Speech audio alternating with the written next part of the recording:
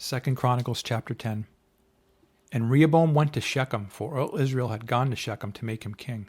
So it happened when Jeroboam the son of Nebat heard it, he was in Egypt when he had fled from the presence of King Solomon, that Jeroboam returned from Egypt. Then they sent for him and called him. And Jeroboam and all Israel came and spoke to Rehoboam, saying, Your father made our yoke heavy. Now therefore lighten this burdensome service of your father and his heavy yoke, which he put on us, and we will serve you. So he said to them, Come back to me after 3 days. And the people departed. Then King Rehoboam consulted the elders who stood before his father Solomon while he still lived, saying, How do you advise me to answer these people?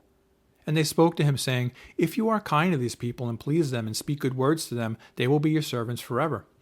But he rejected the advice which the elders had given him, and consulted the young men who had grown up with him, who stood before him. And he said to them, What advice do you give?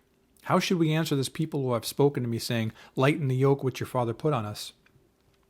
Then the young men who had grown up with him spoke to him, saying, Thus you should speak to the people who have spoken to you, saying, Your father made our yoke heavy, but you make it lighter on us. Thus you shall say to them, My little finger shall be thicker than my father's waist. And now, whereas my father put a heavy yoke on you, I will add to your yoke. My father chastised you with whips, but I will chastise you with scourges. So Jeroboam and all the people came to Rehoboam on the 3rd day, as the king had directed, saying, Come back to me the 3rd day. Then the king answered them roughly.